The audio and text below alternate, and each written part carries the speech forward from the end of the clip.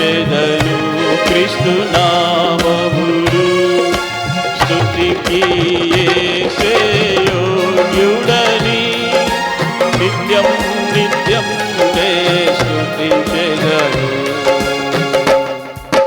శోధన కాలములాయందున వేదన కాలములాయందున శోధన కాలములాయందున వేదన కాలములాయందున నాదుడు యేసు మన తోడనుండా అంతమేగా మన చింతలను నాదుడు యేసు మన తోడనుండా అంతమేగా మన చింతలను నే స్తుతించెదను యేసు నామమును భజించెదను క్రీస్తు నామమును స్తుతికి యేసే యోగ్యుడని నిత్యం నిత్యం నే స్తుతించెదను ఏనాలెన్ని ప్రేమతో కౌగలించెను ఎంచాలేని మేళ్లతో నన్ను నింపెను ఏనాలెన్ని ప్రేమతో కౌగలించెను ఎంచాలేని మేళ్లతో నన్ను నింపెను మహామహుడు మహిమ ప్రధానుడు మహిమతో వచ్చును మేఘముపై మహామహుడు మహిమ ప్రధానుడు మహిమతో వచ్చును మేఘముపై నే స్తుతించెదను యేసు నామమును భజించెదను క్రీస్తు నామమును స్తుతికి యేసే యోగ్యుడని నిత్యం నిత్యం నే స్తుతించెదను. వేసి వాడుకుంటాం. చివరి వచ్చినాం. దయచేసి ముందుకు రండి, లైన్లో ఉండండి.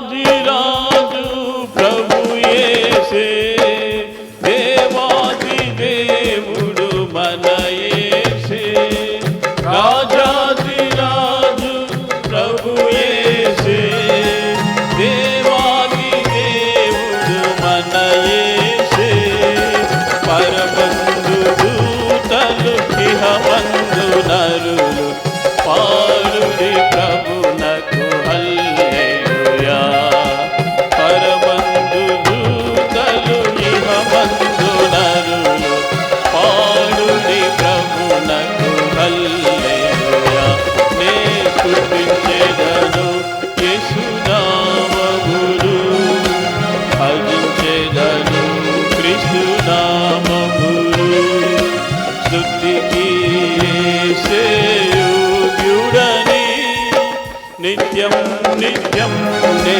స్తుతించెదను నే స్తుతించెదను యేసు నామమును భజించెదను క్రీస్తు నామమును స్తుతికి యేసే యోగ్యుడని నిత్యం నిత్యం నే స్తుతించెదను.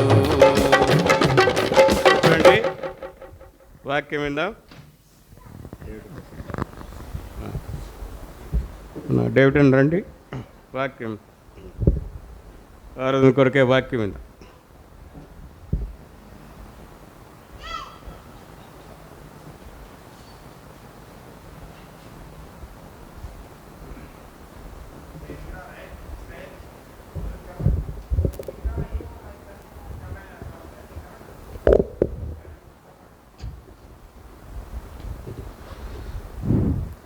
మరొకసారి దేవుడు అనుగ్రహించిన గొప్ప తరుణాన్ని బట్టి మన రక్షకుడు ప్రాణవిమోక్షుడైన యేసుక్రీస్తు వారికి వందనాలు. అదేవిధంగా ఇక్కడ చేరి ప్రభును ఆరాధించుకోవడానికి మరి ఆయన బల చుట్టూ చేరి వచ్చినాము. మరి దేవుడు ఇచ్చిన గొప్ప తరుణాన్ని బట్టి మరి దేవునికి ఎంతో వందనాలు. మటుకు మరి ఈ విధంగా ఆరాధించడము, చాలామందికి చాలా చోట్ల ఈ విధంగా హృదయపూర్వకంగా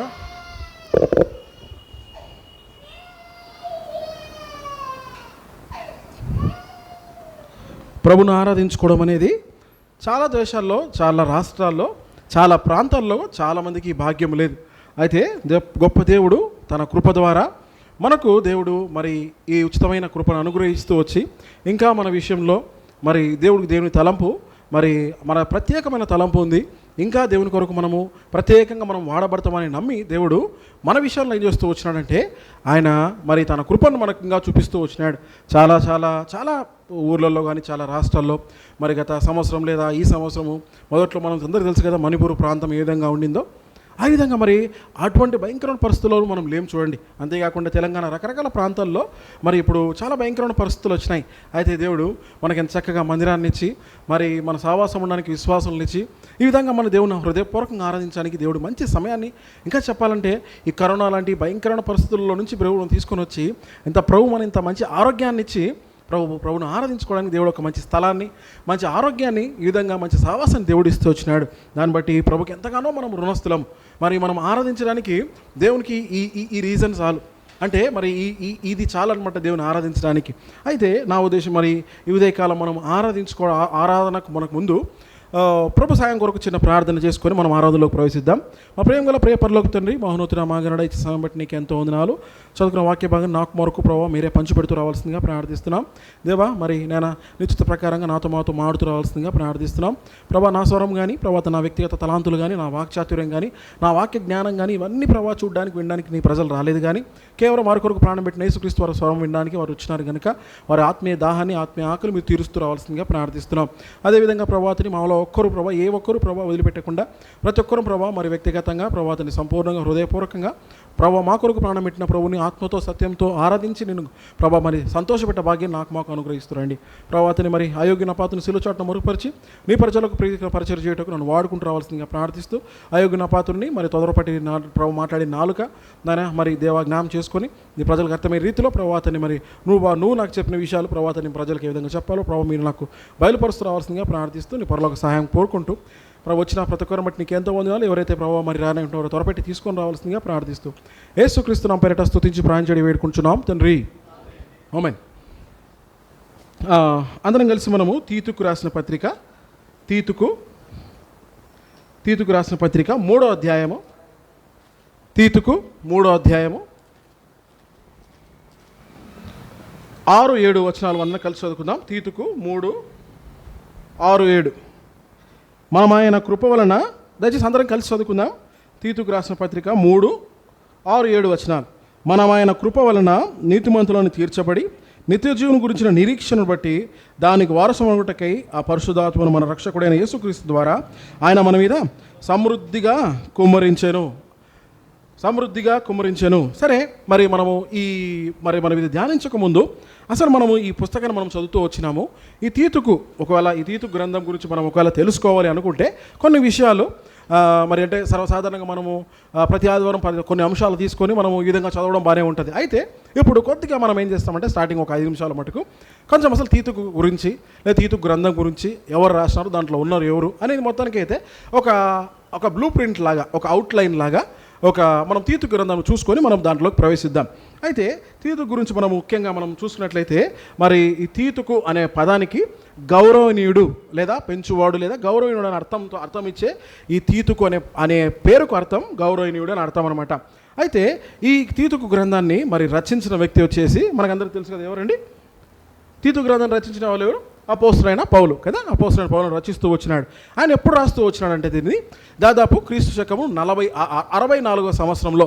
ఇంకా ఆయన ఒక 3-4 సంవత్సరాల్లో చనిపోతాడు. దానికంటే ముందుగా ఆయన ఈ తీతు పత్రికను రాస్తూ వచ్చినాడు. అదేవిధంగా మరి ఈ తీతు పత్రికలో చూసినట్లయితే కేవలం 3 అధ్యాయాలు ఉన్నాయి ఈ తీతు పత్రికలో. అదేవిధంగా 46 వచనాలు కలిగిన ఈ తీతు పత్రిక, ఇంకా 896 అక్షరాలు కలిగిన ఈ తీతు పత్రిక. అది ఎక్కడి నుంచి రాస్తాడంటే చాలామంది బైబిల్ పండితులు ఏం చెప్తారంటే నికపోలి అనే మార్గంలో ఆయన రాస్తాడనమాట ఈ తీతుకు అనే గ్రంథాన్ని.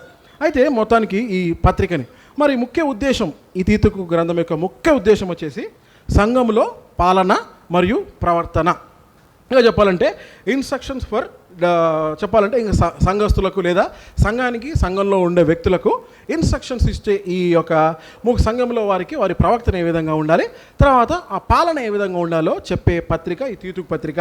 అయితే ఈ తీతుకు గురించి మనం ఒకవేళ చూసుకున్నట్లయితే ముఖ్యంగా మనము ఈ తీతుకు పత్రికని మరి ఎవరికి రాసినారు? తీతుకు కదా, ఆయన ఒక సేవకుడు అక్కడ కదా, ఆయన ఎక్కడ సేవకుడు ఏం కత్తనే మనం చూసుకుందాం తర్వాత. సరే, మొత్తానికైతే ఈ తీతుకు అనేది ఆయన ఒక సేవకుడు. ఇంకొక ఈయన గురించి మనం ఏమన్నా బైబిల్ గ్రంథంలో ఎక్కడ మనం చూసుకున్నట్లయితే అపోస్తల కార్యంలో ఎక్కడ ఈయన గురించి తీతుకు అనే పేరు ఎక్కడ మనకు రాయబడదు, కానీ అపోస్తల కార్య చరిత్రలో ఈ తీతుకు అనేది ఉన్నాడు ఈ తీతుకు అనేది. సరే, మెటుకు మరి ఈ తీతుకు మరి ఈయన ఎవరు అంటే గలతీయులకు రాసిన పత్రిక 2:3 గలతీయులకు రాసిన పత్రికలో అక్కడ ఉంటుంది. ఆయన ఎవరంట? ఒక విశ్వాసి, అంటే ఆయన పౌలుతో పాటు ఉన్న వ్యక్తి. దాని తర్వాత ఆయన ఒక గ్రీసు దేశస్థుడు, ఆయన సున్నతి పొందనటి వాడు ఈ తీతుకు. సరే, మెటుకు మరి ఈయనని ఇదే తీతుకు పత్రిక 1:3 పౌలు ఏం చెప్తాడంటే, నా ప్రియ కుమారుడైన తీతుకు అని ఆయన తీతుకు గురించి రాస్తాడనమాట. దీన్ని బట్టి తీతుకు అనే వ్యక్తి ఆయన ఒక విశ్వాసి, రెండవదిగా ఆయన ఒక గ్రీసు దేశస్థుడు, మూడవదిగా ఆయన సున్నతిని పొందనటువంటి వాడు కదా, యూదేతరుడు కాబట్టి ఆయన సున్నతి పొందాల్సిన అవసరం ఆయనకు లేదు. సరే, మెటుకు మరి ఈ విధంగా మరి అపోస్తల కార్యంలో ఎక్కడ ఈ తీతు గురించి మనకు ఇవ్వబడదు. కానీ అయితే అపోస్తల కార్యంలో 15వ అధ్యాయంలో మనం చూసినట్లయితే అక్కడ పౌలు బర్నబాలు యెరూషలేం కౌన్సిల్, అంటే యెరూషలేంలో ఉన్న పెద్దల దగ్గరికి వెళ్తారనమాట. వాళ్ళు వెళ్తున్నప్పుడు ఈ గలతీయులకు రాసిన పత్రిక 2:1 మాతో పాటు మేము తీతుకును కూడా తీసుకెళ్ళామని చెప్పేసి ఆయన అక్కడ అపోస్తల కార్యం 15వ అధ్యాయంలో జరిగిన సందర్భాన్ని ఆయన పౌలు రాస్తాడనమాట. ఆ సందర్భంలో తీతు కూడా వాళ్ళతో పాటు ఉంటాడు. దీన్ని బట్టి మనకేమర్థమవుతుందంటే అపోస్తల కార్యంలో, అంటే అపోస్తల కార్య గ్రంథం ఆ చరిత్రలో తీతు కూడా ఆయన ఒక వ్యక్తి, ఆయన ఉన్నాడనమాట.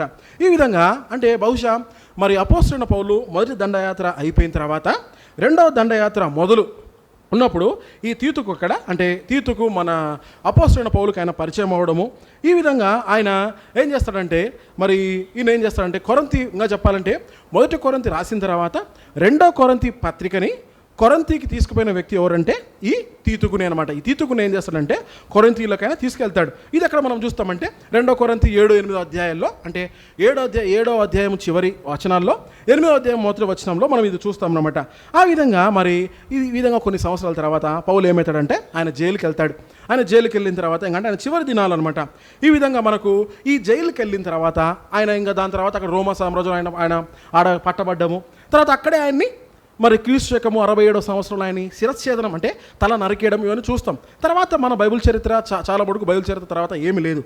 అయితే కొంతమంది చరిత్రకారులు వాళ్ళు ఏం చేస్తూ వచ్చారంటే కొన్ని పుస్తకాలు రాస్తూ వచ్చినారు. కొంతమంది చరిత్రకారులు వాళ్ళు చాలామంది అంటుంటారు కదా, బైబిల్ చరిత్రకారులు లేదా చరిత్ర పుస్తకాలు ఈ విధంగా అని చెప్తుంటారు కదా.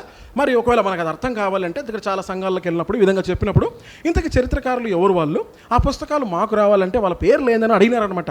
దాని కొరకు అంటే బైబిల్లో కాకుండా బైబిల్ తర్వాత కొంత చరిత్రను మనకు చెప్పే చరిత్రకారులు అనమాట. అది ఎంతవరకు కరెక్ట్ అని మనం చెప్పనీకి లేదు, కానీ ఒక అందాజుగా ఒక బహుశా ఈ విధంగా ఉండిందేమో అని చెప్పేవాళ్ళు అనమాట. క్లెమెంట్ అనే వ్యక్తి కానీ, డైనీసియస్ అనే వ్యక్తి కానీ, తర్వాత ఎస్యూబిఎస్ అనే వీళ్ళు ఏం చేస్తూ వచ్చారంటే వీళ్ళంతా, అంటే వీళ్ళ పేర్లు రాసినప్పుడు వాళ్ళ రాసిన పుస్తకాలు మనకు జస్ట్ నెట్లో కొట్టినా వచ్చేస్తుంది అనమాట. క్లెమెంట్ అని కానీ, డైనీషియస్ అని కానీ, ఎస్యూబిఎస్ అని వీళ్ళంతా ఏం చేస్తున్నారంటే బైబిల్ తర్వాత చరిత్రను వాళ్ళకి తెలిసిన చరిత్రను వాళ్ళు రాసుకుంటూ వచ్చినారనమాట. ఈ విధంగా మరి వాళ్ళు ఏం చెప్తూ వచ్చినారంటే ఈ విధంగా అయిన తర్వాత ఈ పౌలు ఈయన ఏం చేస్తున్నాడంటే ఈ విధంగా ఆయన ఈ కొరింథీలో ఆయన కొరింథీ 2వ పత్రిక రాసిన తర్వాత ఈయన చేస్తుంటే తీతుకును తర్వాత ఈ తిమోతిని వెంట పెట్టుకొని ఆయన దాదాపు ఈ గ్రీసు దేశము, తర్వాత ఇటలీ, తర్వాత ఆ విధంగా ఐరోపా ఖండంలో స్పెయిన్ దేశం వరకు ఆయన పోయి తిరిగి ఆయన వస్తూ మధ్యలో ఒక ద్వీపం ఉంటుంది. ఆ ద్వీపం ఎక్కడ ఉంటుందంటే ఇప్పుడు ఉన్న గ్రీసు దేశము, ఒకవైపు ఇటలీ, లేదా మనకు అర్థం కావాలంటే రోమా పట్టణానికి గ్రీస్ దేశానికి అది ఆ రెండు ఎక్కడ ఉంటాయంటే సముద్రం, మధ్యధార సముద్రం. అప్పట్లో 3 ఖండాలే ఉండేటివి, కింద ఆఫ్రికా, పైన ఐరోపా, పక్కన ఆసియా. ఆ మధ్యలో ఆ 3 ఖండాలకు మధ్యలో ఒక సముద్రం ఉంటుంది. దాన్ని ఏమంటామంటే మధ్యధారా సముద్రం అంటాం. ఆ మధ్యధారా సముద్రంలో మధ్యలో ఒక చిన్న ఒక ద్వీపంలా ఉంటుంది అనమాట.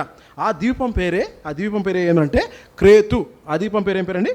క్రేతు ద్వీపం అనమాట. ఈ విధంగా మరి ఆయన ఆ క్రేతు ద్వీపానికి వచ్చినప్పుడు ఆ క్రేతులో ఈ తీతుకును అక్కడ ఉంచి తర్వాత ఆయన ఎఫెస్కి వెళ్ళి ఎఫెస్లో తిమోతిని ఉంచి ఆయన ఆ విధంగా ఆయన అపోజిట్ పౌలు తిరిగి రోమాలో చెరపట్టబడ్డం, ఇవన్నీ మనం తర్వాత మనకంతా దీంతో రాయబడుతుంది. సరే, మెట్టుకు మరి ఆయన ఇప్పుడు మనం ఏం చేస్తూ వచ్చినాము, తీతు గురించి మనం చూసుకుంటూ వచ్చినాం. తీతు పత్రికలో మరి ముఖ్యమైన వ్యక్తి తీతుకు కాబట్టి తీతు గురించి చూసుకుంటూ వచ్చినాం. ఇంతకు ఆయన పోయిన ప్రాంతం ఏంది, లేకుంటే ఈ తీతుకు ఉండే సంఘము ఎక్కడ ఏ ఊరిలో ఉందంటే క్రేతు అనే ద్వీపంలో ఉందన్నమాట. ఇప్పుడు ఆ ద్వీపం గురించి మనం ఒకసారి చూసుకున్నట్లయితే ఆ ద్వీపం మనంతా చూసుకున్నాం కదా, మధ్యధరా సముద్రంలో దాదాపు 255 కిలోమీటర్లు కలిగిన చిన్న ద్వీపం అనమాట. ఈ విధంగా మరి ఆ ద్వీపంలో మధ్యలో ఒక ఐడా అనే ఒక పర్వతం ఉంటుంది. అంటే ద్వీపం గురించి చెప్తున్నాను. ఐడా అనే పర్వతం ఉంటుంది. ఆ పర్వతం మీద జువెస్, వాళ్ళ దేవుడి పేరు జువెస్ అనమాట. ఆ జువెస్ ఒకవేళ వాళ్ళు మరి గ్రీస్ దేశస్తులు లేదా గ్రీసు వాళ్ళు పౌరాణిక వారి చరిత్రను చూసినట్లయితే ఆయనకి కుమారులు ఉండేవాళ్ళంట. అదేవిధంగా మరి వాళ్ళ అన్నదమ్ములను కూడా ఈయన రాజు అవ్వడానికి సొంత అన్నదమ్ములను ఆయన చంపేసినాడు, సొంత తల్లిని తర్వాత తండ్రిని ఆయన చంపేస్తూ వచ్చినాడు. తర్వాత ఈయన స్త్రీలోలుడు అనమాట. అంటే స్త్రీల విషయంలో ఎంతో మరి ఆయన బాగా అంటే ఆయన స్త్రీల విషయంలో ఎక్కువ అత్యాశ కలిగేవాడు. ఎవరన్నా స్త్రీ అందంగా కనపడితే వారిని అనుభవించాలా, ఇటువంటి ఆయన స్త్రీలో తత్వం కలిగిన వ్యక్తి అనమాట. ఎవరు? ఈ క్రేతు ద్వీపంలో ఆ ఐదా అనే ఆ పర్వతం మీద ఉండే ఆ దేవుడి ఆయన చరిత్రను వాళ్ళు అక్కడ పౌరాణిక గ్రీసు దేశంలో ఉన్న పౌరాణికము ఈ విధంగా చెప్తుంది అనమాట. ఈ విధంగా మరి ఆయన కూడా కుమారులని చెప్పేసి ఇప్పుడు మనకు అప్పుడప్పుడు మనకు వినపడుతుంటాయి ఈ పదాలన్నీ. అపోలో అని, తర్వాత ఒలింపస్ అని, తర్వాత అర్తిమియస్ అని, ఈ పదాలు ఎక్కడి నుంచి వచ్చినాయంటే అక్కడి నుంచి వచ్చినాయి. ఈ జ్యూస్ దేవుడి కుమారుల పేర్లు ఇవన్నీ అనమాట. ఈ విధంగా మరి అంటే నా ఉద్దేశం ఏంటంటే అక్కడున్న ప్రజలంతా కింద ఉంటారు కదా, వాళ్ళు మొక్కే ఆ జ్యూస్ ఆ దేవుని పరిస్థితి అంత దారుణంగా ఉంటే ఆయన్ను పాటించే లేదా ఆయన్ని పూజించి ఆయన దేవుడుగా భావించే ప్రజల మనస్తత్వం ఎంత దారుణంగా ఉంటుందో అసలు మనం ఆలోచించాలా. నా ఉద్దేశం ఏంటంటే తీతుకు ఎటువంటి భయంకరమైన పరిస్థితుల్లో ఎటువంటి భయంకరమైన సంఘంలో ఆయన పెట్టబడుతూ వచ్చినాడో మనకు దీని ద్వారా అర్థమవుతుందనమాట. ఇంకా చెప్పాలంటే వీళ్ళ గురించి ఇంకా ఈ తీతుకు గ్రంథంలోనే మొదటి అధ్యాయంలో 12వ వచనంలో ఉంటుంది. ఈ తీతుకు మొదటి అధ్యాయం 12వ వచనంలో కేవలం అంటే ఇక్కడున్న ప్రజలు ఎట్లాంటి వాళ్ళు అనేది అంటే ఎంత భయంకరులు అని చెప్పడానికి ఎవరన్నా చదవండి. మొదటి అధ్యాయము 12వ వచనం ఎవరన్నా చదవగలరు? వారిలో ఒకడు వారి సొంత అంటే అప్పట్లో ఇప్పుడు మనకు ఏ విధంగా మనకు కవులు తర్వాత మన దేశంలో ఏ విధంగా ఉంటారో వాళ్ళు ఒక కవి ఉన్నాడంట. అంటే బైబిల్ గ్రంథంలో లేదు కానీ ఆయన పేరు ఎపిడెమస్ అనే ఒకడు ఉన్నాడంట. ఆయన కవితలు తర్వాత ఆయన అన్ని రాసేవాడంట. సరే, ఆయన ఏం రాసినాడు చూడండి. వాళ్ళకు ఎవరంట వీళ్ళు?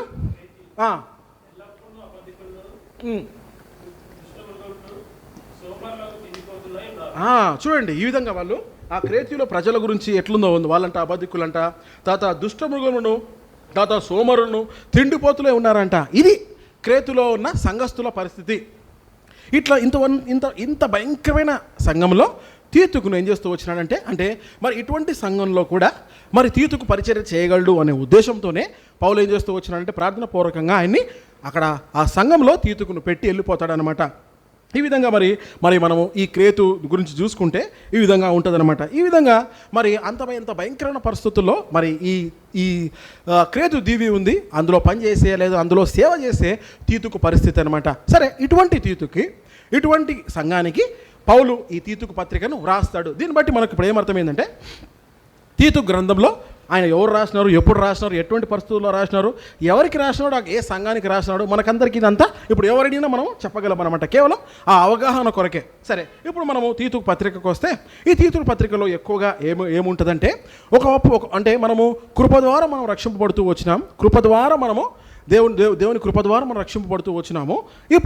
ఇప్పుడు చేయాల్సిన పనులు ఏమంటే మనకున్న పాత అలవాట్లు కావచ్చు, మనకున్న తిండిపోతనం కావచ్చు, మనకున్న అబద్ధికులతనం కావచ్చు, మనకున్న సోమరిపోతనం కావచ్చు, అవన్నీ తీసివేసి మీరే సంఘంలో అధ్యక్షులుగా ఉంటూ మీరు మనకు ఒకవేళ ఎందుకు మనము ఈ సత్ప్రవర్తన గురించి ఎక్కువ ఈ తీతు గ్రంథంలో ఉంటుంది. ఎందుకు సత్ప్రవర్తన కలిగి ఉండాలంటే ఇప్పుడు మన అంశం ఏంటంటే మనకొక నిరీక్షణ ఉందంట. ఏముంది? మనకు నిరీక్షణ ఉంది. ఇంతవరకు కృప ద్వారా మనం రక్షింపబడుతూ వచ్చినాం, కృప ద్వారా మనం బ్రతుకుతూ వచ్చినాము.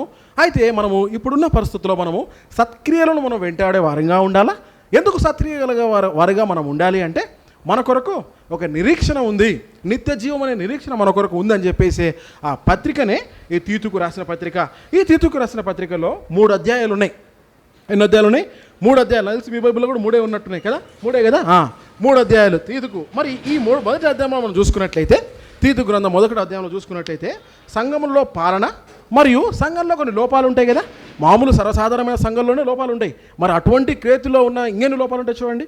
కనుక మొదటి అధ్యాయం ఏం చేస్తూ వచ్చినాడంటే సంఘంలో పాలన ఏ విధంగా ఉండాలా, ఒకవేళ సంఘంలో ఏమైనా లోపాలు ఉంటే ఏ విధంగా మనము దిద్దుకోవాలా అనేది మొదటి అధ్యాయంలో ఉంటుంది. 2వ అధ్యాయంలో చూసినట్లయితే సంఘంలో సహోదరుల ప్రవర్తన ఏ విధంగా ఉండాలా, సహోదరుల మధ్య ఏ విధంగా వాళ్ళు సంఘంలో ఏ విధంగా ప్రవర్తించాలా అనేది 2వ అధ్యాయంలో ఉంది. చివరిగా 3వ అధ్యాయంలో చూస్తే మరి సంఘంలో మరి మర్యాదకరంగా నడుచుకున్న వాళ్ళు సంఘంలోనే కాదు, సమాజంలో వాళ్ళు ఏ విధంగా సమాజంలో సహోదరుల మధ్య ప్రవర్తన ఏ విధంగా ఉండాలో చెప్పే అధ్యాయమే ఈ తీతుకు 3వ అధ్యాయము. ఈ విధంగా సంఘంలో ఏ విధంగా ఉండాలా, సంఘంలో పాలన ఏ విధంగా ఉండాలా, చెప్పాలంటే సంఘంలో పాలన ఏ విధంగా ఉండాలా, సంఘంలో లోపాలను ఏ విధంగా సరిదిద్దాలో మొదటి అధ్యాయము. 2వది వచ్చేసి సహోదరులు సంఘంలో ఏ విధంగా మెలుగుతూ రావాలా. 3వ అధ్యాయం వచ్చేసరికి సమాజంలో సహోదరులు ఏ విధంగా మెలుగుతూ రావాలా చెప్పే ఈ తీతుకు పత్రిక అనమాట. దీంట్లో ఎక్కువగా మనం ఏం చూస్తామంటే నిరీక్షణ గురించి ఎక్కువ చూస్తాము. ఎందుకు మనం సత్క్రియలు కలిగి ఉండాలా, ఎందుకు దేవుని కొరకు నమ్మకంగా మనం జీవించాలంటే మనకు ఒక నిరీక్షణ ఉంది. మీరు అనుకున్నట్లేదు అంతవరకు వాళ్ళు నమ్ముకున్న ఆ జూయస్ అనే ఆ దేవుడిలాగా వాళ్ళు ఆ విధంగా ఉండాల్సిన పని లేదు. నిజమైన దేవుడు మీ కోరున్నాడు, మీ కొరకు ప్రాణం పెడుతూ వచ్చినాడు. మరి ఆ దేవుడు ఏం చేస్తూ వచ్చినాడంటే ఈ లోకంలో ఉంటూ ఆయన బ్రతుకుతూ ఈ లోకంలో చనిపోయి తిరిగి లేచి ఆయన మన పరలోకానికి వెళ్ళినాడు. పరలోకానికి వెళ్ళిన దేవుడు నీ కొరకు ఆయన స్థలం సిద్ధపరుస్తూ వచ్చినాడు. అది ఎప్పటికీ మరి మారని లేదా ఎప్పటికీ అది మచ్చలేని స్థలం, అది ఎప్పటికీ మనం యుగయుగాలు అక్కడ ఉండే స్థలము. ఈ నిరీక్షణ మన కొరకు ఉంది. కనుక మనం వ్యక్తిగతంగా మనం సిద్ధంగా ఉండాలా, మరి కుటుంబంగా మనం సిద్ధపరచుకోవాలా, 2వదిగా సంఘంగా మనము సిద్ధపడాలా. ఈ విధంగా రాకడ కొరకు లేదా ఆయన నిరీక్షణ కొరకు లేదా ఆయన రాకడ లేదా ఆయన రాజ్యం కొరకు నిరీక్షిస్తూ లేదా ఆ రాసిన పత్రికనే ఈ తీతుకు రాసిన పత్రిక. అయితే మనము ఎక్కువగా మనం ఏం చూసుకుంటామంటే చెప్పినాం కదా, నిరీక్షణ గురించి ఎక్కువ చూసుకుంటాం అనమాట. మరి ఈ విధంగా మరి కొన్ని నిరీక్షణలు మనకున్న దేవుడు అంటే దేవుడు మనకిచ్చిన కొన్ని నిరీక్షణలు మరి వారికైతే మరి రకరకాల నిరీక్షణల గురించి చెప్తూ వచ్చినాడు. అయితే దేవుడు మరి ఆరాధించుకోవడానికి దేవుడు మనకటువంటి నిరీక్షణలు ఇస్తూ వచ్చినాడు. మరి ఏ విధంగా మనము ఏ విధంగా హృదయపూర్వకంగా ఆరాధించగలము, ఆయన ఇచ్చిన నిరీక్షణలు ఎన్ని రకాలు ఉన్నాయి. మరి కొన్ని మనం అన్ని చూసుకోం, కానీ కొన్ని మనం సమయాన్ని చూసుకొని దాని ప్రకారంగా కొన్ని రకాల నిరీక్షణలు చూసుకొని దేవుని మనం హృదయపూర్వకంగా దేవుని ఆరాధిద్దాం.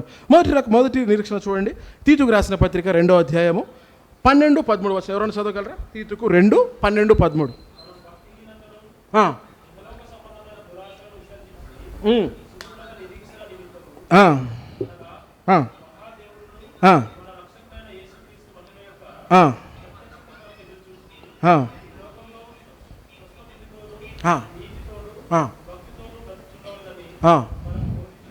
అదేనా ఇక్కడ కూడా నిరీక్షణ ఏంటంటే శుభప్రదమైన నిరీక్షణ అంట. మనకు ఒక శుభప్రదమైన నిరీక్షణ మనకు ఉంది. ఈ నిరీక్షణ మరి ఎందుకంటే మనం ఐదంగా చదువుకుంటూ వస్తే ఆయన ప్రత్యక్ష కొరకు ఎదురు చూసే నిరీక్షణ అంట. ఈ నిరీక్షణ ఏంది?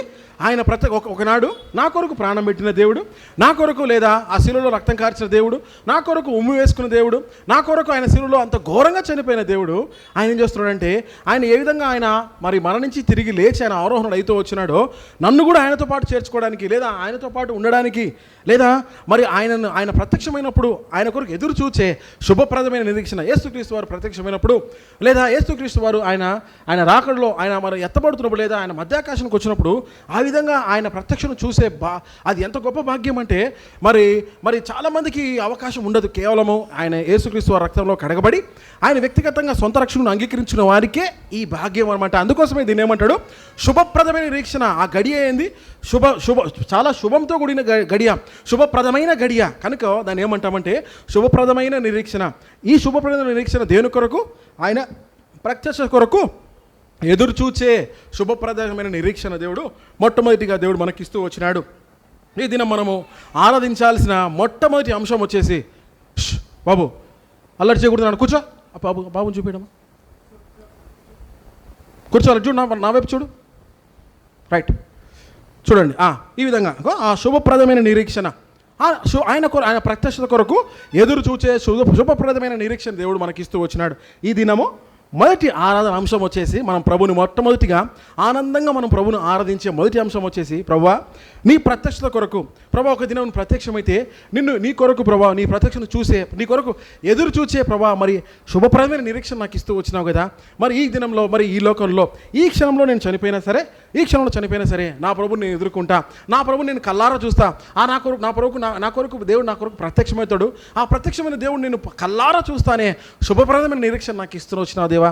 నీకు ఎంతో వందనాలు ప్రభా, నా ఆరాధన నీకు సమర్పిస్తున్నా అంటే దేవుడు ఎంతో సంతోషించేవాడిగా ఉన్నాడు.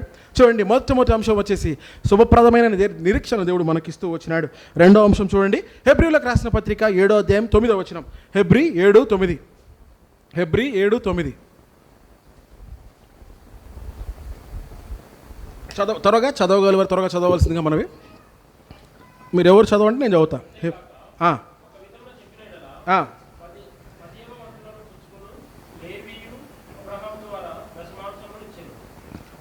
చూడండి ఒకసారి, హెబ్రీయులకు రాసిన పత్రిక 7:19 అన్న, క్షమించండి, 7:19. గనుక ముందు ఇవ్వబడిన ఆజ్ఞ బలమైనందున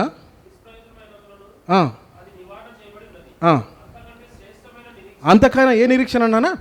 శ్రేష్టమైన నిరీక్షణ. తర్వాత ప్రవేశపెట్టబడెను, దీని ద్వారా దేవుని యొద్దకు మనము చేరుతున్నాము. ఎటువంటి నిరీక్షణ అంటే ఇది? శ్రేష్టమైన నిరీక్షణ అంట. ఎందుకు ఈ నిరీక్షణ? దేనికి నిరీక్షణ అంటే మనం ఏం చేస్తున్నాం? దేవుని దగ్గరికి చేర్చబడే నిరీక్షణ అంట. ఇంతవరకు ఏం చేస్తున్నాం మనము? మొదటి అంశంలో మనం ఏం చేస్తూ వచ్చినాము? ఆయన ప్రత్యక్ష కొరకు మనము ఎదురు చూస్తూ వచ్చినాము. కేవలం ఆయన్ని ఎదురు చూస్తూ వచ్చినాము. ఎదురు చూసే శుభప్రదమైన నిరీక్షణ దేవుడు ఇస్తూ వచ్చినాడు. రెండో అంశం వచ్చేసి ఆయన మనము ఎదురు చూడడమే కాదు, అంతవరకు ఎదురు చూస్తుంటాం కదా. ఎదురు చూసే ప్రజలను ఆయన ఏం చేస్తాడంటే చేర్చుకుంటాడంట. ప్రభు ఏం చేయమంత దేవుడు ఎంత ప్రేమ గల దేవుడు చూడండి. ఆయన దాన్ని మనల్ని చేర్చుకునే దేవుడు అంట. ఆయన మనల్ని చేర్చుకుంటాడు. ఇటువంటి నిరీక్షణ మనకి ఇచ్చినాడు. ఆ నిరీక్షణనే శ్రేష్టమైన నిరీక్షణ మనకు దేవుడు ఇస్తూ వచ్చినాడు. మనల్ని ఆయన చేర్చుకుంటాడంట. మొట్టమొదటిగా ఆయన ప్రత్యక్ష కొరకు మనం ఎదురు చూచే శుభప్రదమైన నిరీక్షణ దేవుడు ఇస్తూ వచ్చినాడు. అంతేకాకుండా ఆయన వద్దకు చేరుకునే శ్రేష్టమైన నిరీక్షణ మనకి ఇస్తూ వచ్చినాడంట. చూడండి, మూడవ నిరీక్షణ 2వ దశలోనికి రాసిన పత్రిక 2వ దశలోనిక 2 16-17. 2వ దశలోనిక 2 కృపచేత నిత్యమైన ఆదరణయు శుభ నిరీక్షణయు మీ హృదయములను ఆదరించి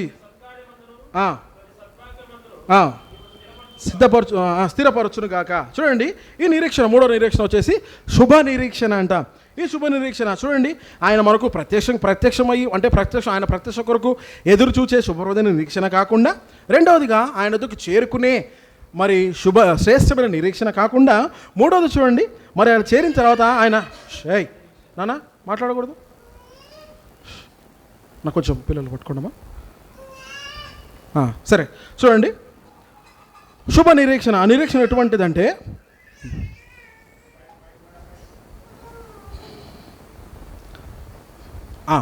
దేవుడు మనం ఏం చేస్తాడంట? మనల్ని ఆదరిస్తాడంట. ఆయన కొరకు ఎదురు చూస్తూ వచ్చినాము. ఎదురు చూసిన దేవుడు ఆయన కూడా ఉండలేకపోయినాడు. మనకు ఆయన శ్రేష్టమైన నిరీక్షణ ఇస్తూ ఆయన ఏం చేస్తూ వచ్చినాడంటే మన ఎదుట ఆయన చేరుతూ వచ్చినాడు. మనల్ని ఆయన చేర్చుకున్నాడు. చేర్చుకోవడమే కాకుండా ఆయన ఏం చేస్తూ వచ్చినాడంటే మనల్ని ఆదరిస్తూ వచ్చినాడు. నా దేవుడు నన్ను ఆదరిస్తాడు, నా దేవుడు నన్ను ఆదరిస్తాడనే శుభ నిరీక్షణ దేవుడు మనకు ఇస్తూ వచ్చినాడంట. ఈ విధంగా మూడో అంశంగా మరి శుభ నిరీక్షణ. మొదటి అంశం వచ్చేసి శుభప్రదమైన నిరీక్షణ ఇస్తూ వచ్చినాడు. ఈ నిరీక్షణ దేని కొరకంటే ఆయన ప్రత్యక్ష కొరకు ఎదురు చూచేది. రెండవదిగా శ్రేష్టమైన నిరీక్షణ. ఈ నిరీక్షణ ఏంటంటే మరి దేవుని యొద్దకు చేరుకునే శ్రేష్టమైన నిరీక్షణ. మూడో నిరీక్షణ వచ్చేసి శుభ నిరీక్షణ. ఈ నిరీక్షణ ద్వారా మనం ఎందుకు ఈ నిరీక్షణ కలిగి ఉన్నామంటే మన దేవుడు మనల్ని చేర్చుకోవడమే కాదు, మనల్ని ఆదరించే దేవుడిగా మనం ఉన్నాడు. ఈ విధంగా చూడండి మూడో అంశము. అయితే నాలుగో అంశం చూడండి, కొలస్సీలకు రాసిన పత్రిక 1వ అధ్యాయం 27వ వచనం. కొలస్సీ 1:27. కొలస్సీ 1:27. కొలస్సీ 1:27.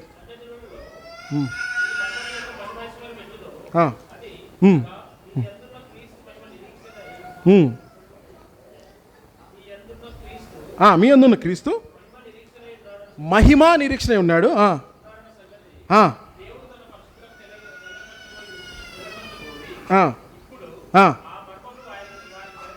బయలుపరచెను. రైట్ అన్న. చూడండి, ఈ వచనం మనం ఏం చూస్తామంటే ఒక రకమైన నిరీక్షణ మనం చూస్తూ వచ్చినాము. ఏంటంటే అది మహిమా నిరీక్షణ అంట. ఈ మహిమా నిరీక్షణ ద్వారా మనం ఏం చేస్తామంటే మరి ఆయన ప్రత్యక్ష కొరకు ఎదురు చూసే వారమే కాకుండా, ఆయన దగ్గరకు చేరుకునే వారమే కాకుండా, ఆయన దగ్గరకు చేర్చిన తర్వాత మరి ఆదరించే నిరీక్షణే కాకుండా, ఈ 4వ రకమైన నిరీక్షణ ఏంటంటే ఆయన మహిమలో మనము పాలుభాగస్తులం ఉంటామంట. ప్రభా, ఆయన మహిమలో మనల్ని పాలుభాగస్తులుగా చేసే ఆ మహిమా నిరీక్షణ దేవుడు మనకిస్తూ వచ్చినాడంట. చూడండి ఎంత గొప్ప భాగ్యమో మనకు. మరి యేసుక్రీస్తు నమ్మని వారికి చాలామందికి భాగ్యం లేదు. అయితే చూడండి, యేసుక్రీస్తు నమ్మిన ప్రజలంగా మరి ఆయన కొరకు మరి ఎదురు చూసే ప్రజలంగా దేవుడు మనకి ఎంత నిరీక్షణ ఇస్తూ వచ్చినాడు. మరొక వ్యక్తి ఉన్నాడు, ప్రపంచంలోనే ఆయన గొప్పగా పేరు పొందుతూ వచ్చినాడు. ఆయన ఏమంటారంటే కింగ్ ఆఫ్ పాప్ అంటారు ఆయన్ని. కింగ్ ఆఫ్ పాప్ అంటే ఎవరు? ఆయన నాట్యానికి ఆయన రారాజంట. మరి మనకందరికి తెలుసు, మనమందరం వింటాం, మైకేల్ జాక్సన్ అనే పేరు. వేరే విన్నారా? ఆయన ఏం చేస్తూ వచ్చినాడంటే విస్తారమైన ధనం ఉంది ఆయనకి. ఎంత ధనం అంటే మరి ఆయనకు 2500 ఎకరాల్లో ఆయన ఇల్లు కట్టబడుతూ వచ్చింది. దాదాపు ఆయనకు 750 గదులు ఉన్నాయంట ఆయన ఇంట్లో. ఇంతకు ఎంతమంది ఉంటారంటే ఒకడే ఉంటాడు, మిగతా అంతా పని వాళ్ళే అనమాట. ఈ విధంగా ఆయన ఏం చేస్తూ వచ్చినట్టు ఇట్లా విస్తారమైన ధనం కలిగి ఉన్నాడు. ఆ తర్వాత ఒకవేళ ఆయన పొరపాటున ఏదైనా దేశానికి పోయి ఆయన ఒక ఏదైనా స్టేజ్ షో కానీ లేదంటే ఏదైనా డ్యాన్స్ ప్రోగ్రామ్ పెట్టినాడంటే దాదాపు లక్షల కోట్ల మంది కదిలి వస్తారంట. మరి ఆయన దాదాపు ఆయన 95వ సంవత్సరం ఆయన భారతదేశానికి కూడా వచ్చినాడు. ఆయన భారతదేశానికి ముంబై నగరానికి ఆయన వచ్చినాడు. ఆయన ఆయనకు ఎంతమంది ఫ్యాన్స్ అంటే ఆయన అంటే బాగా పడి చచ్చిపోయేవాళ్ళు. ఆయన పాటలు విని మైమర్చిపోయేవాళ్ళు ఎంతోమంది లక్షల్లో కోట్లలో ఉన్నారు. ప్రపంచంలో ఎక్కడ ఎవరికైనా సరే మైకేల్ జాక్సన్ అంటే తెలియని వ్యక్తి ఎవరు లేరు. మరి ఇటువంటి మైకేల్ జాక్సన్ ఆయన చేస్తూ వచ్చినాడంటే మరి భారతదేశానికి వచ్చినాడు. అంటే ఆయన అంటే జనాలకు ఎంత పిచ్చో చెప్తున్నాడు అనమాట. ఆయన ఏం చేస్తూ వచ్చినాడంటే ఆయన స్టేజ్ మీద పాటలు పాడుతూ లేదా స్టేజ్ మీద ఆయన కన్సర్ట్ అంటే ఆయన పాటలు డ్యాన్స్ ఇవన్నీ అయిపోయిన తర్వాత ప్రజలందరికీ అభివాదం చేస్తూ ఏం చేస్తూ వచ్చినాడంటే ఆ ప్రజలందరికీ ఏం చేస్తాడన్నా చేతులు కలుపుతూ వచ్చినాడు అనమాట. చేతులు కలుపుతూ వచ్చినాడంటే ఒక అమ్మాయికి, ఒక యవనస్తురాలకి ఆయన అంటే బాగా పిచ్చి. ఎంత పిచ్చి అంటే ఆయన ఆ విధంగా చెయ్యి కలుపుతూ పోయినప్పుడు ఆయన చెయ్యి ఏమైనా తగిలిందంట. ఏమైతే వెళ్ళినప్పుడు ఏం చేస్తాడంట, ఆయన స్పర్శ ఎక్కడ మర్చిపోతుందని దాదాపు ఆమె 4 రోజులు స్నానం చేయాలంటే. అర్థం చేసుకోండి, అంత పిచ్చి. చూడండి, ఆయన అంటే అంత ఆ విధంగా పిచ్చి. 4 రోజులు ఆమె స్నానం చేయాలంటే. సరే, ఆమె పరిస్థితి పక్కపడి చుట్టుపక్కల ఉన్న పరిస్థితి ఏందో. ఈ విధంగా మరి అంటే అంత ఫ్యానిజం లేదా అంతగా అభిమానులు సంపాదించుకున్న వ్యక్తి. మరి ఆయన విస్తారమైన డబ్బు ఉంది ఆయనకి. మరి ఒక్కడే ఆయన ఏం చేయాలో అర్థం కాక ఆయన ఏం చేస్తూ వచ్చినాడు. మరి నాది వయసు పైబడిపోయింది, 30-40 వరకు నేను బాగా నాట్యం చేస్తూ వచ్చిన. 40 తర్వాత అన్ని డ్యాన్స్ మూమెంట్స్ నేను చేయలేకపోతున్నా, కానీ కొన్ని వరకు నేను చేయగలను. అయితే నాకు 50 వస్తుంది. దాని తర్వాత బహుశా నేను చనిపోతానేమో, బహుశా నేను ముసలోని అవుతానేమో అని చెప్పేసి దాదాపు ఆయన చేయని ప్రయత్నం లేదు. ఆయన చెప్పాలంటే నల్లజాతి వ్యక్తి. ఆయన ఏం చేసినాడంటే దాదాపు ఆయన శరీరం మీద దాదాపు 60 కన్నా ఎక్కువ ప్లాస్టిక్ సర్జరీలు జరిగాయంట.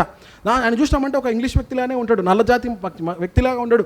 ఆయన ముక్కుకు, తర్వాత ఆయన చెవులకు, ఆయన కళ్ళకు, ఆయన శరీరానికి మొత్తానికి ఆయన ఆ విధంగా ఆయన ప్లాస్టిక్ సర్జరీ చేసిన వ్యక్తి అనమాట. ఈ విధంగా ఆయనకు ఒక ఆలోచన వచ్చింది. ఏమొచ్చిందంటే నాకు వయసు పైబడిపోతుంది కదా, నేను ముసలోని అయిపోతా, నేను ముసలోనుగా అవ్వకుండా ఉండాలంటే నేను ఏం చేయాలా అని ఆలోచించినాడు. ఆయన చేస్తూ వచ్చినాడంటే దాదాపు ఆయన ఆలోచన ఏముందంటే ఎట్లా తిరిగి ఇంత ధనం ఉంది కదా నాకు, ఎట్లా తిరిగి నేను 150 సంవత్సరాలు బతకాలని తీర్మానించుకున్నాను. ఆయన నిరీక్షణ ఏంది, 150 సంవత్సరాలు బతకాలనుకున్నాడు. ఆయన ఏం చేసినాడంట 150 సంవత్సరాలు బతకాలని చెప్పేసి ఆయన చుట్టూ 12 మంది స్పెషలిస్టులను పెట్టుకున్నాడు. ఆయన గుండె కంటే కార్డియాలజిస్టు, కదా కిడ్నీల కంటే యూరాలజిస్టు, తర్వాత కళ్ళ కంటే ఆప్థాల్మాలజిస్టు, తల కంటే న్యూరాలజిస్టు. ఈ విధంగా మరి ఆయన శరీరంలో ఎన్ని అవయాలు ఉన్నాయో ప్రతి అవయానికి ప్రత్యేకమైన స్పెషలిస్టులను పెట్టుకున్నాడంట ఆయన. అంతేకాకుండా ఆయన మైకేల్ జాక్సన్ ఏదైనా ఆహారం తినాలన్నా లేకుంటే ఏదైనా జ్యూస్ ఏమైనా తాగాలన్నా మొట్టమొదటిగా అది ఆ ల్యాబ్లో టెస్ట్ చేయబడి తర్వాత దీంట్లో ఏం క్రిములు లేవు, ఏం పర్లేదు. ఎందుకంటే ఏదైనా కొన్ని చిన్న మలినాలు ఏమన్నా పోయినా సరే మరి శరీరము ఫోల్డ్స్ వస్తాయి అనమాట. అంటే శరీరం అంటే ఈ స్కిన్కి ముడతలు, ఈ చర్మానికి ముడతలు వస్తాయి అనమాట. అట్లా రాకుండా ఉండడానికి ఆయన తినే ఆహారం కానీ, ఇంకా చెప్పాలంటే ఆయన వేసుకునే బట్టలు కూడా ల్యాబ్లో టెస్ట్ చేయబడి వచ్చేవాడంట. ఆయన ఏం చేసేవాడంటే ప్రతిరోజు మనమంతా మామూలుగా బెడ్ల మీద పడుకుంటాం కదా, ఆయన బెడ్ ప్రత్యేకమైన బెడ్. అంటే ఆయన బెడ్ ఏంటంటే మరి స్వచ్ఛమైన జీవవాయువు వచ్చే ఒక పరికరంలా ఉంటుంది అనమాట. ఒక చిన్న గుహలా ఉంటుంది, దాంట్లో వ్యక్తులే ఒక వ్యక్తి పోలా మూసేస్తారు. ఒక బాక్స్ లా ఉంటుంది అనమాట. దాంట్లో మరి ఈ ప్యూర్ సార్ట్ ఆఫ్ ఆక్సిజన్ అంటారు కదా, అంటే ఈ స్వచ్ఛమైన జీవవాయువు అది మాట ఆయన పిలిచాడు అనమాట. ఈ విధంగా మరి కొంచెం కాలుష్యం ఉన్న జీవాలు చూస్తే లోపల మరి కొంచెం చిన్న చిన్న సెల్స్ అవి చచ్చిపోయి ఆ విధంగా మొత్తానికి అయితే మనిషి ఆ విధంగా మరి మెల్లమెల్లంగా వయసు పైబడుతుంది అనమాట. అట్లా కూడా ఉండడానికి ఆయన ఏం చేసినాడంటే శతవిధాల ప్రయత్నిస్తూ వచ్చినాడు. ఆయన చుట్టూ ఎప్పుడు డాక్టర్లు ఉండేవాళ్ళు. ఈ విధంగా మరి అటువంటి వ్యక్తి మరి ఆయనకి మరి ఇంత రకంగా ఆయన 150 సంవత్సరాలు బతకాలని తీర్మానం తెచ్చుకున్నాడు కదా. ఆయన తీర్మానం తెచ్చుకున్న తర్వాత మరి ఆయనకి మరి మెల్లిమెల్లిగా ఆయనకి ఏమైందంటే చర్మం మీద చిన్నగా తెల్ల మచ్చలు రావడము. మనకు ఒక తెల్ల మచ్చిన వాళ్ళు అప్పుడప్పుడు వస్తే విటిలిగో అంటారు, మరి తెలుగులో ఏమంటారు దాన్ని, బొల్లే సంథింగ్ ఏదో సంథింగ్ వాట్ ఎవర్. మొత్తానికి అయితే ఆ రోగం ఆయనకు వచ్చిందనమాట. దాని ద్వారా ఆయన ఏం చేస్తూ వచ్చినాడంటే కొంత డిప్రెషన్లోకి వెళ్ళిపోతూ వచ్చినాడు. ఇంకా చెప్పాలంటే ఆయనకి ఒంటరితనం ఆయన్ని వెంటాడుతూ వచ్చింది. మరి ఎవరూ లేరు ఆయనకు. మరి ఏం చేయాలి, ఆయన ఒంటరితనం వెంటాడుతూ వచ్చింది. మరి ఆయన మరి ఒంటరితనం వెంటాడుతుంది, బాగానే ఉంది. ఆయన చుట్టుపక్కల డాక్టర్ ఆయన చూసుకోవాలి కదా. ఈయనకు మరి నిద్ర పట్టదు రాత్రిపూట. సరే ఒకరోజు 2 రోజులు 3 రోజులు, సరే ఎంత డబ్బులు ఇచ్చినా 2 నెలలు 3 నెలలు 6 నెలలు అనుకోండి, డాక్టర్లోనే పడుకోవాలి కదా, చుట్టుపక్కల ఉన్నారు పనుల్లోనే పడుకోవాలి కదా. ఏం చేసినారంట, ఇప్పుడు ఈయన దాదాపు 1 నెల 3 నెలలు 4 నెలలే ఆయన పండుకోవట్లే, మమ్మల్ని పడుకొని ఎట్లా, ఆయనకు ఆరోగ్యం పాడవుతుంది, దాని ద్వారా మా ఆరోగ్యం పాడవుతుంది. ఏం చేస్తూ వచ్చినంట, ఆ డాక్టర్లో ఉండే ఒక స్పెషలిస్ట్ డాక్టర్, ఎవరు మనం ఆపరేషన్ చేయకముందు మత్తుమంది డాక్టర్లు ఉంటారు కదా, అనస్థీషియా డాక్టర్లు ఉంటారు. మరి ఆ మత్తుమంది డాక్టర్ ఒక ఆయన ఉన్నాడంట. ఆయన ఏం చేస్తూ వచ్చినాడంట, ఈయనకి చిన్న ఒక మత్తుమందు, దేని కొరకు, నిద్ర ట్యాబ్లెట్ అనుకోండి, అదేమంటే ఇంజక్షన్ ఫామ్లో ఇచ్చినాడు ఆయనకి. ప్రొపఫోల్ అనే ఆ ఇంజక్షన్ ఆయనకి ఇస్తూ వచ్చినాడంట. ఇచ్చేస్తూ ఆయన ఏం చేస్తున్నాడు, తద్వారా మరి ఆయన ఏం చేస్తూ వచ్చినాడంట, అది ఇచ్చినప్పుడైనా మరి ఆయన నిద్రపోతున్నాడు. ఒకరోజు ఏం చేసినాడు, ఒక ఎంజీ ఇచ్చినాడు, నిద్రపోయినాడు. 2వ రోజు ఒక ఎంజీ పని చేయట్లే ఆయనకి. మరి ఆ విధంగా ఒక వారం రోజులు ఇచ్చినాడు. తర్వాత ఒక ఎంజీ పని చేయట్లే కదా, ఆయన శరీరం దానికి అడాప్ట్ అయిపోయింది అనమాట, దానికి అలవాటు పడిపోయినాడు. తర్వాత 2 ఎంజీ ఇచ్చినారు. తర్వాత ఈ విధంగా ఒక రోజు గడిచేది 3, తర్వాత 5 ఎంజీ. ఈ విధంగా ఇస్తూ ఆయన శరీరం అంతా ఆ డ్రగ్ అంతా అంటే లేదా ఆ మందు లేదా మత్తు మందు ఆయన శరీరం అంతా ఎక్కువైపోయిందంట. ఈ విధంగా మరి ఆయన ఏమో 150 సంవత్సరాలు బతకాలనుకున్నాడు. మరి అది నాకు తెలిసి 99వ సంవత్సరం అనుకుంటా, జనవరి 15వ తారీఖు ఆ విధంగా మరి ఆయనకి నిద్ర అసలు పట్టకపోతే ఆయనకు దాదాపు అది 10 ఎంజీ 12 ఎంజీ వరకు ఇవ్వచ్చు. కొంచెం ఆరోగ్యకరంగా వాళ్ళకైతే 15 ఎంజీ. ఈయనకు దాదాపు ఆయన ఏం చేస్తూ వచ్చినాడంటే 15 ఎంజీ ఇచ్చిన ఆయనకి నిద్ర రాకపోతే ఏం చేశాడంట, ఒక 5 ఎంజీ పెంచేసి 20 ఎంజీ ఇచ్చినాడంట. ఈ విధంగా మరొక్కసారిగా 15వ రాత్రి ఆయన మైకేల్ జాక్సన్ పడుకున్నాడు. 16వ ఉదయకాలంగా మరి న్యూస్ ఛానళ్ళు తర్వాత ఇవన్నీ మారుమోగిపోతున్నాయి. ఏంటంటే వారిని అభిమానించి అంతవరకు ఆ న్యూస్ ఛానల్ అధిపతులు కూడా వాళ్ళు కూడా అభిమానించే వారి మైకేల్ జాక్సన్ ఉదయకాలం అయినా లేదు. ఇంతకేంది పరీక్ష చూస్తే మైకేల్ జాక్సన్ అయినా ఈ లోకాన్ని విడిచిపెట్టి వెళ్ళిపోయినాడు. అప్పటికి ఆయన వయసు ఎంతంటే 55 సంవత్సరాలు. చూడండి, ఆయన మరి ఎన్నో ఊహించుకున్నాడు, ఎన్నో తలంచుకున్నాడు. మరి ఈ విధంగా నా జీవితం ఇట్లా ఉండాలా, బహుశా ఇట్లా ఉంటుందేమో, 150 సంవత్సరాలు బతికి ఇట్లా చేయాలా, ఈ ఆల్బమ్లు చేయాలా, ఈ దేశానికి వెళ్ళాలా, ఈ వీళ్ళని కలవాలా, అవసరమైతే నేను రాజకీయాల్లో నిలబడాలా అని ఎన్ని ఉద్దేశాలు కలిగి ఉన్నాడో.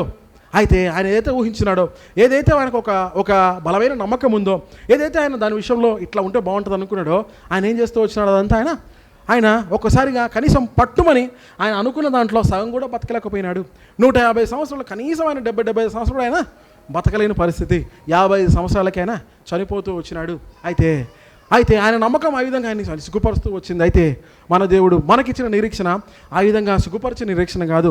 ఆ విధంగా మరి దాని నుంచి ఆ విధంగా ఆయన ఓడిపోతూ వచ్చినాడు. అయితే దేవుడు మనకిచ్చే శుభప్రదమైన నిరీక్షణ కావచ్చు, ఆయన ప్రత్యక్ష కొరకు ఎదురు చూచే నిరీక్షణ, అంతేకాకుండా ఆయన ఎదుకు చేరుకునే శ్రేష్టమైన నిరీక్షణ కావచ్చు, చేరుకున్న తర్వాత మనల్ని ఆదరిస్తాడు అనే శుభ నిరీక్షణ కావచ్చు, అంతేకాకుండా ఆదరించడమే కాకుండా ఆయన మహిమలో మనల్ని పాలిభాగస్తులుగా చేసే మహిమా నిరీక్షణ దేవుడు మనకిస్తూ వచ్చినాడు.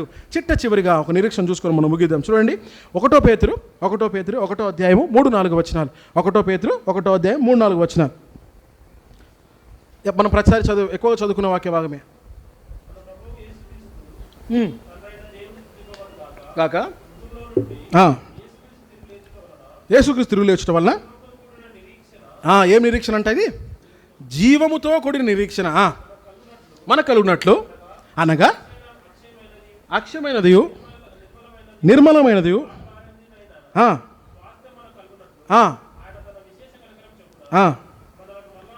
మరలా జన్మింపజేసిన. చూడండి, దేవుడు మనకు ఈ 5వ నిరీక్షణ జీవముతో కూడిన నిరీక్షణ అంట కదా.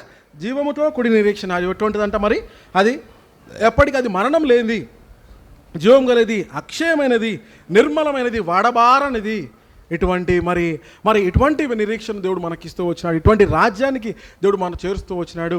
ఈ లోకంలాగా మరి గతించిపోయేది కాదు.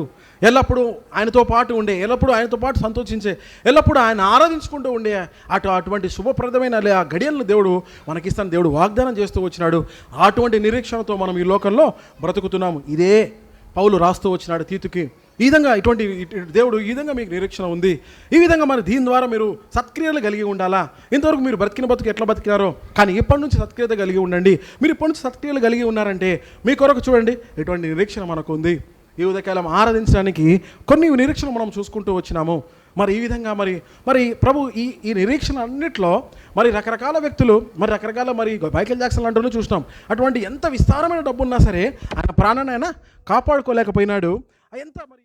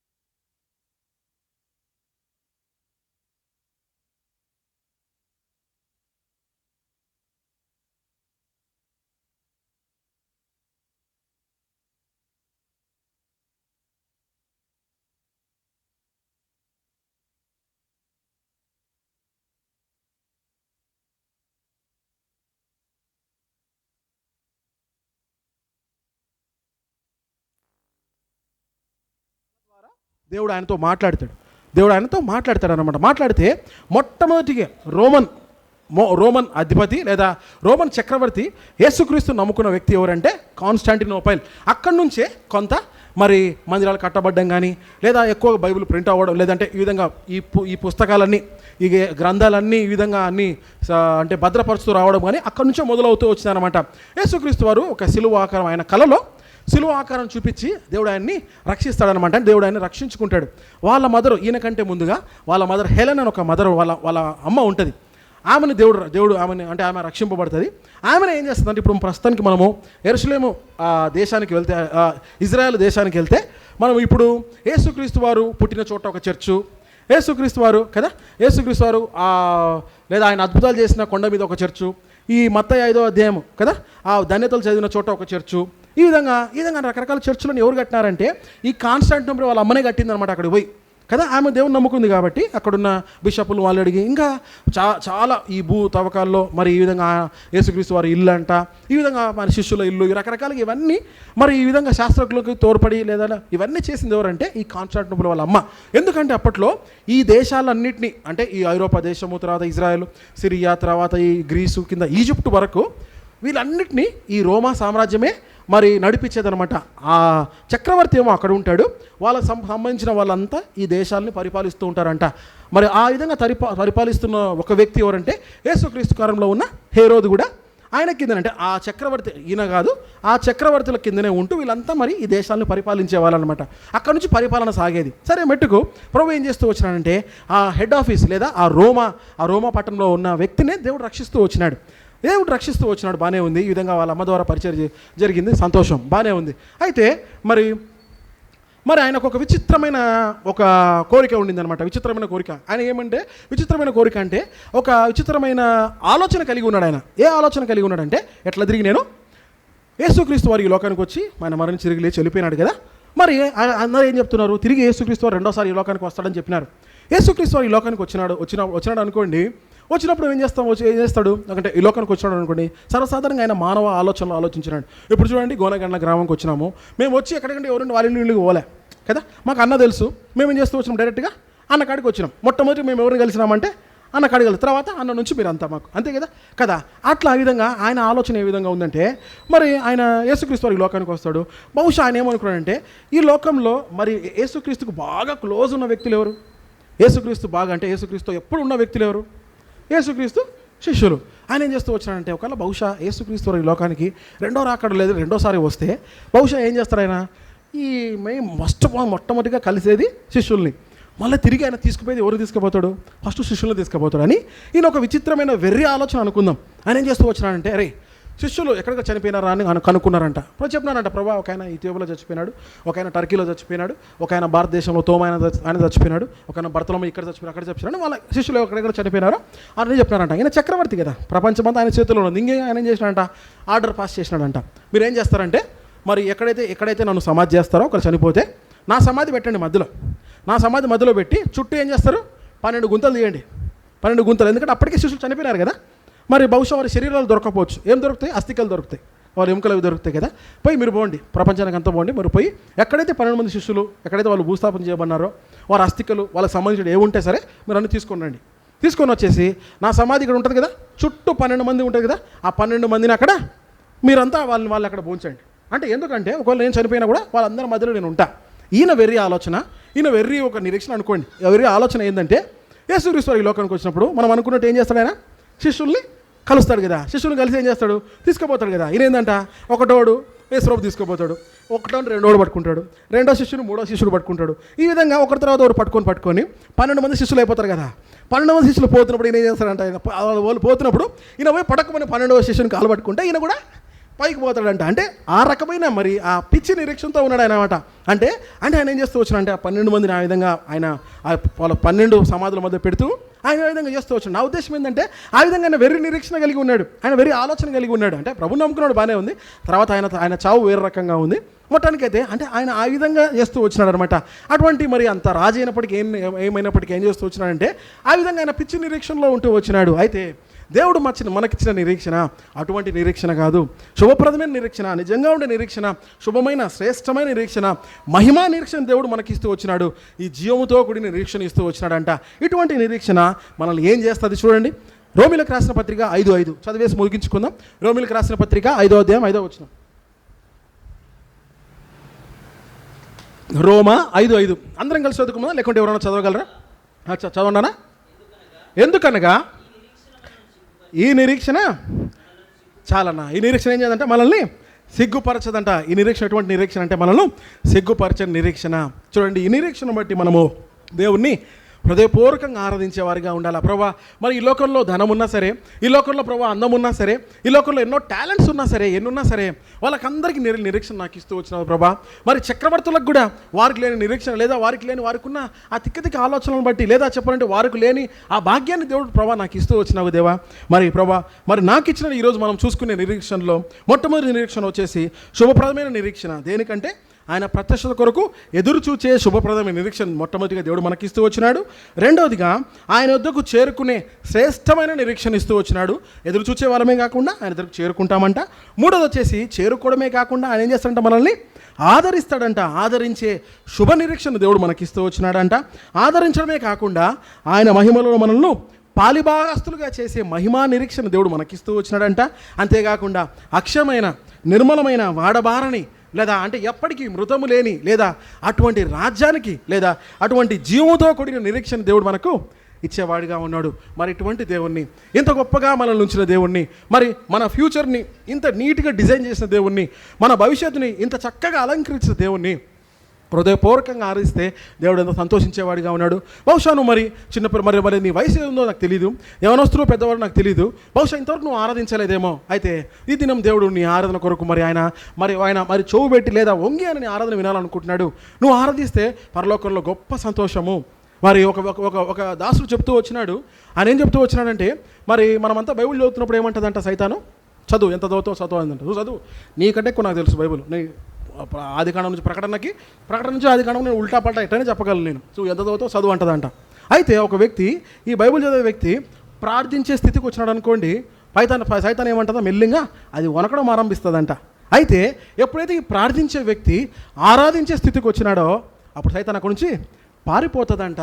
ఒక భక్తుడు ఆయన చెప్తూ మధ్యలో అంటే పురుకల పుండాన్ని చెప్తూ వచ్చినాడు ఆయన. ఈ విధంగా ఆరాధించినప్పుడు సైతాను పారిపోయేదిగా ఉంటుందంట. చాలామంది చెప్తుంటారు కదా, మన స్తుతి మన స్థితిని మారుస్తుందంట. బహుశా మనం నువ్వు ఏ స్థితిలో ఉన్నావో మరి నీకు తెలుసు, నీ ప్రభువుకు తెలుసు. నీ స్థితి మారాలంటే ప్రభువు నీ స్థుతి కోరుకుంటున్నాడు. మరి ఎన్ని దినాలేదు నువ్వు ఆరాధించక, అసలు బహుశా నువ్వు ఆరాధించలేదేమో, బహుశా పక్కన వాళ్ళు ఏమనుకుంటారో, లేదా నా ఆరాధన తీరు ప్రార్థన చేస్తున్నా వేడుకుంటున్నా అనే పొరపాటు నేను దొర్లుతానేమో అని మరి ఎన్ని దినాల నుంచి నువ్వు జంకుతున్నావో. అయితే ఇప్పుడు ఏదో తప్పకుండా నువ్వు చేయాలని నా ఉద్దేశం కాదు, కానీ నా ఉద్దేశం ఏంటంటే ఒక ప్రోత్సాహం, ముఖ్యంగా యవనస్తులైన వారికి ఒక ప్రోత్సాహం ఏంటంటే మరి ఈ విధంగా మరి ప్రభుని ఆరాధించడానికి ఒక సమయం చుట్టుపక్కల వాళ్ళు ఏమనుకుంటారో మనకు అనవసరం. మరి చూడండి, ఒకవేళ బహుశా ఇంతవరకు నువ్వు ఆరాధించలేదేమో, దేవుడేమో నీ ఆరాధన కొరకు వెయిట్ చేస్తున్నాడు. సర్వసాధారణంగా పిల్లలు పుట్టినప్పుడు మరి పిల్లలు ఎదుగుతారు, బాగానే ఉంది. మరి చిన్న పిల్లలు సర్వసాధారణంగా పిల్లల విషయంలో ఎక్కువ తల్లిదండ్రులకు ఎప్పుడు గుర్తుంటుందంటే వాళ్ళు 2వ సంవత్సరం దాటి 3వ సంవత్సరం వస్తున్నప్పుడు మెల్లిమెల్లిగా ఏమవుతారు, వాళ్ళు కొన్ని పదాలు పలుకుతూ ఉంటారు కదా. వాళ్ళ పదాలు బాగుంటాయి, మనకేమైనా అర్థమవుతాయా? అమ్మ నాన్నకే సరిగా అర్థం కావు. బెబ్బా అంట, మా అమ్మ అంట కదా, మా ఇటాంటి ఉంటారు చూసినావా, మామేమో నన్ను అనుకుంటారు, అమ్మ ఏమో నన్ను అనుకుంటారు, ఎవరో సంతోషం వాళ్ళు పడుతుంటారు. అంటే పిల్లోడు వచ్చిరాని మాటలకే మరి వాళ్ళు తల్లిదండ్రులంతా సంతోషపడుతూ ఉంటారు. ఇంకా చెప్పాలంటే తల్లిదండ్రులకి వాడు పెద్దగా అయిన తర్వాత పెద్ద ఇంపోజిషన్ చెప్పినా కూడా వాళ్ళకి ఏం గుర్తుండదు. కానీ వాళ్ళ తల్లిదండ్రులకు ఏం గుర్తుందంటే మొట్టమొదటిసారిగా అమ్మ అన్న విషయం కానీ, మొట్టమొదటిగా బాబా అన్న విషయం కానీ, మొట్టమొదటిగా పప్ప అన్న విషయం కానీ, ఇవే బాగా గుర్తుంటాయి అనమాట. మన దేవుడు కూడా మన ఆరాధనని వచ్చిరాని ఆరాధన అనుకో, ఒకవేళ నువ్వు తడబడుతున్న ఆరాధన అనుకో, భయపడుతూ చేసిన ఆరాధన అనుకో, మన దేవుడు ఆరాధన అట్లే చూస్తాడు. ఎంతో ప్రియంగా ఉంటుంది. నువ్వు తడబన్నా పర్లేదు, నువ్వు ఒకవేళ పొరపాటున నువ్వు ఏదైనా మిస్ అయినా పర్లేదు, ఒకవేళ పొరపాటు నువ్వు ఆరాధన మధ్యలో అయిపోయినా పర్లేదు, ప్రేమ గల తండ్రి అను అయిపోయా, నీ ఆరాధన పైన రిజిస్టర్ అయిపోయింటుంది. ప్రభు నీ హృదయాన్ని చూసే దేవుడిగా ఉన్నాడు. మరి ఎన్ని దినాలు నువ్వు ఆరాధించక, అసలు ఆరాధించలేదేమో, ఆరాధించడానికి ఒక ప్రోత్సాహము. ఈ చదివిన వాక్యాలు లేదా 6 అంశాలు 5 అంశాలు ఉన్నట్టు బట్టి కొట్టి చూసి అంత అవసరం లేదు. నీకు ఏదైతే అవును కరెక్టే కదా, అవును ఈ వాక్యం ద్వారా ప్రభు నాతో మాడుతూ, అవును ఈ వాక్యం నాకు తట్టింది అని ఆ వాక్యం, ఒక్క వాక్యం చాలు, ఒక మాట చాలు. ఈ విధంగా మరి ఎత్తి ప్రభుని ఆరాధిస్తే దేవుడు ఎంతో సంతోషించే వ్యక్తిగా ఉన్నాడు. ఈ విధంగా మనము ఆత్మతో సత్యంతో హృదయపూర్వకంగా ప్రభుని ఆరాధించి ప్రభుని సంతోషపెట్టును గాక. దేవుడి వాక్యం దీవించును గాక.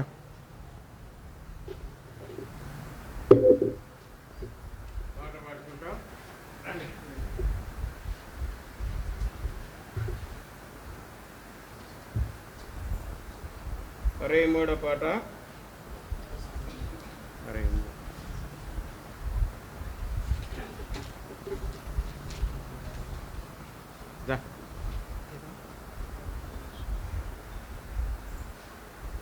అరే మూడు.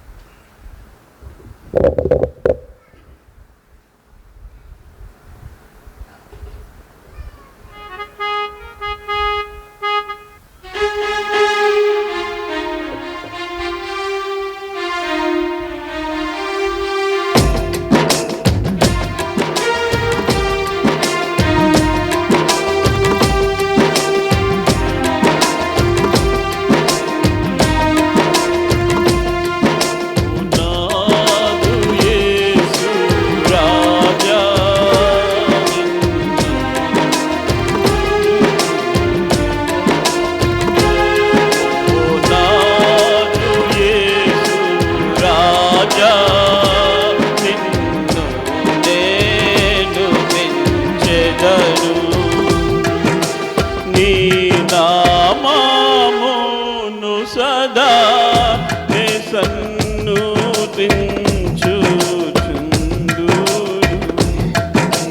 నామమును సదా సన్నుతించుచుందురు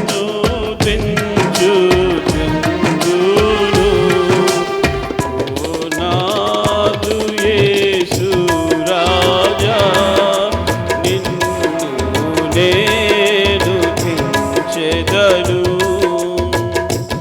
అనుదినము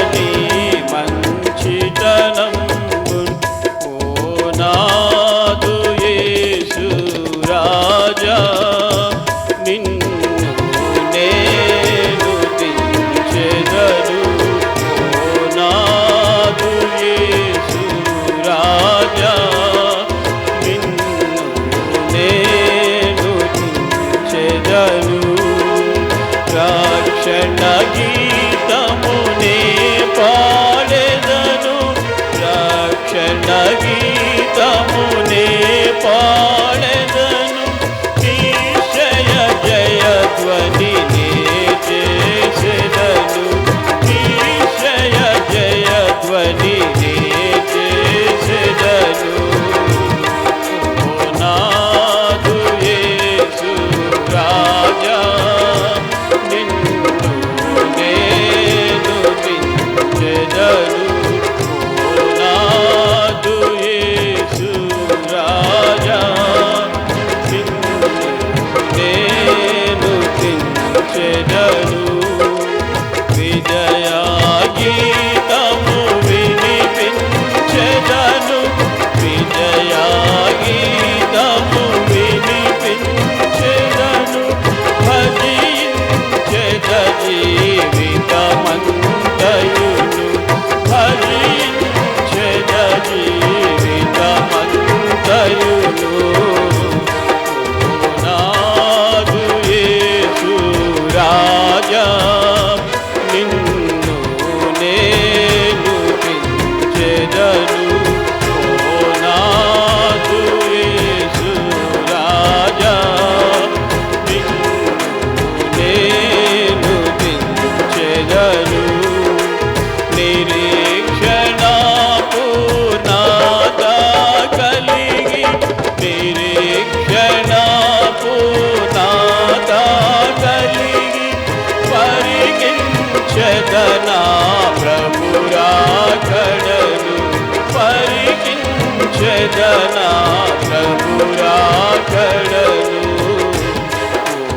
నాదు యేసు రాజా నిన్ను నేను దించెదను నాదు యేసు రాజా నిన్ను నేను దించెదను నీ నామమును సదా నే సన్నుతించుచుందును నీ నామమును సదా నే సన్నుతించుచుందును ఓ నాదు యేసు రాజా నిన్ను నేను దించెదను ఓ నాదు యేసు రాజా నిన్ను నేను దించెదను రండి ప్రభుని ఆరాధిస్తాం.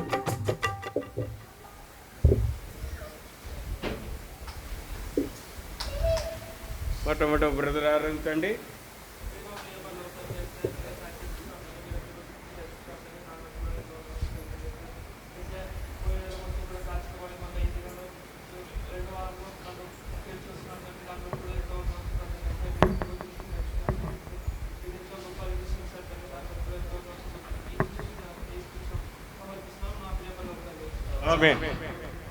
సిస్టర్స్ త్వరగా ఆరాధించాలా, సమయం పోనీయద్దండి, త్వరగా ఆరాధించాలి.